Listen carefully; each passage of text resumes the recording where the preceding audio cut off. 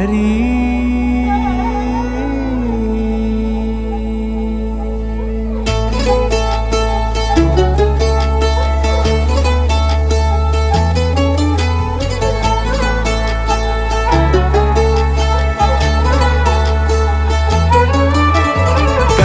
गमन तव चरण कमलमिह मनसि लसतु मम नित्यं